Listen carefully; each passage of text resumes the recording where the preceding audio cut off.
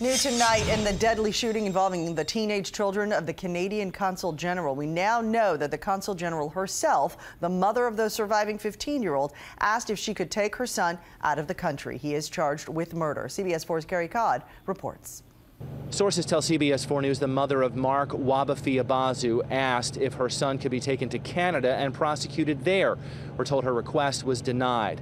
Meanwhile, a group of friends of one of the people killed here gathered tonight to remember his life. Lit candles, flowers, and photos. That's how a group of teens honored the life of 17-year-old Joshua Wright.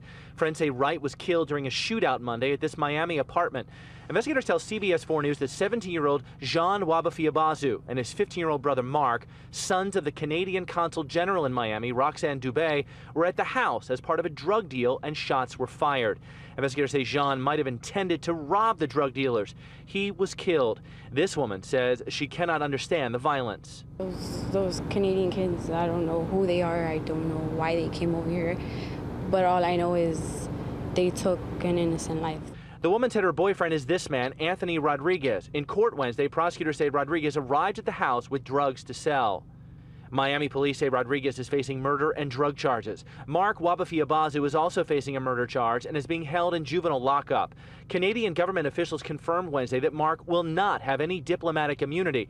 The father of the Canadian boys told reporters in Canada that Marc was in his mother's car, which has diplomatic plates, when the shooting broke out.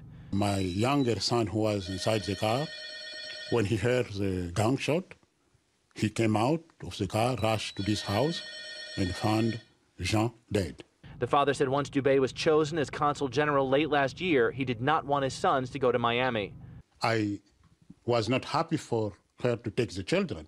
Crime scene investigators spent 2 days at the apartment recovering evidence and trying to determine the chain of events. And there may be more details to emerge. In court Wednesday, a prosecutor said that a third person was also shot in the house, but no other info was released by investigators. Sources tell CBS 4 News that it's possible others could also face criminal charges in the case.